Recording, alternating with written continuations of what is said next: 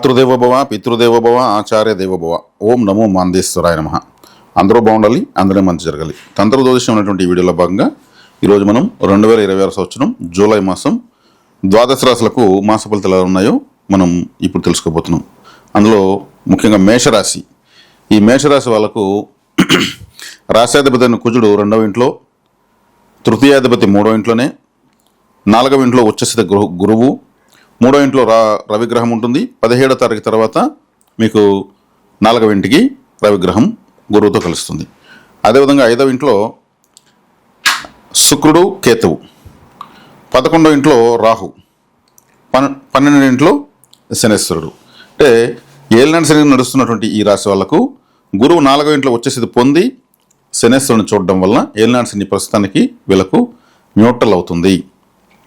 అదేవిధంగా రాశ్యాధిపతి 2వ ఇంట్లో ఉండడం వల్ల వీళ్ళకు కుటుంబ వాతావరణము, ఆదాయము, వీళ్ళ మాటకు చలామణి పెరగడము లాంటివన్నీ శుభ పరిణామాలు జరుగుతాయి. అదేవిధంగా ద్వితీయంలో ఉంటూ పంచమాన్ని చూస్తాడు ఎవరు? కుజుడు. కాబట్టి పంచమ స్థానం అంటే అక్కడ శుక్రుడు ఉన్నాడు, ద్వితీయాధిపతి పంచమంలో ఉన్నాడు. కాబట్టి పుత్ర పౌత్రాభివృద్ధి, వివాహ యోగ్యత, అదేవిధంగా అదృష్టము, మృష్టాన్న భోజనము లాంటివన్నీ ఉంటాయి. అదేవిధంగా 3వ ఇంట్లో బుధుడు ఉన్నాడు. బుధుడు 3వ ఇంట్లో ఉంటే ఏమవుతుంది? జాలీగా ఉంటారు. బుధగ్రహం ఇప్పుడు కానీ 3వ ఇంట్లో ఉన్న వాళ్ళకు చిన్న చిన్న ప్రయాణాలు, కమ్యూనికేషన్స్ ద్వారా బెనిఫిట్. అంటే కమ్యూనికేట్ రిలేటెడ్ ఫీల్డ్లో ఉన్న వాళ్ళంతా బాగుంటారు. మీడియా రంగము, సినిమా రంగము, పత్రికా రంగము, లాజిస్టిక్సు, మరి కొరియర్ సర్వీసులు, అదేవిధంగా ఈ డ్రైవింగ్ ఫీల్డ్లో ఉన్న వాళ్ళు, ఇంపోర్ట్ అండ్ ఎక్స్పోర్ట్ వాళ్ళు, వీళ్ళంతా కూడా బాగుంటారు. ఇదంతా కమ్యూనికేషన్ కిందకి వస్తుంది. అదేవిధంగా 4వ ఇంట్లో గురువు ఉచ్చస్థితి పొంది గృహస్థానంలో బలంగా ఉండడం వల్ల వీళ్ళకు గృహ వాహన యోగాలు, గృహంలో శుభ కార్యాల నిర్వహణ, అదేవిధంగా ఆస్తులను పెంపొందించుకోవడము, గృహ నిర్మాణాన్ని చేపట్టడము, లేదా మరమ్మతులు చేయడము, వాహనం కొనుగోలు అలాంటివన్నీ కూడా వీళ్ళు చేసుకోవడానికి బలం అధికంగా ఉంది. అదేవిధంగా 5వ ఇంట్లో శుక్రుడు ద్వితీయాధిపతి పంచమంలో ఎలివేట్ అవుతారు బాగా. బయట మీ యొక్క ప్రతిభ పాఠవాలు తెలుస్తాయి. అక్కడే కూడా కేతువు ఉన్నాడు. కాబట్టి ఈ కేతువు తాకడ తగ్గాలంటే మీరు విఘ్నేశ్వర ఆరాధన చేసుకోవాలి. విఘ్నేశ్వర ఆరాధన చేసుకోవడము, విఘ్నేశ్వర ఆలయం పైన ఒక దైవికమైనటువంటి సింబల్ ఉన్నటువంటి స్వస్తిక్, ఓంకారం, శివపార్వతులు ఉన్నటువంటి కాషాయ జెండాలు ప్రతిష్ఠ చేయడం కూడా చాలా మంచి ఫలితాన్ని ఇస్తుంది. అదేవిధంగా లాభంలో రాహు ఉన్నాడు. రాహు లాభంలో ఉంటే మీరు అనుకున్నంత జరుగుతుంది.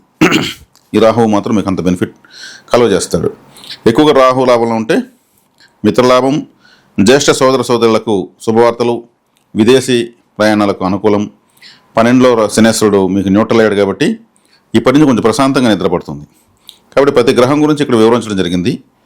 ఈ ఫలితాలు మరింత మెరుగు కావాలంటే విఘ్నేశ్వర ఆరాధన, కాలభైరవ ఆరాధన. ఎందుకంటే కాలభైరవ ఆరాధన 12లో శని ఉన్నాడు కాబట్టి గురువు చూసినా కానీ కాలభైరవ ఆరాధన చేస్తే మరింత మీకు శుభకరంగా మారుతుంది.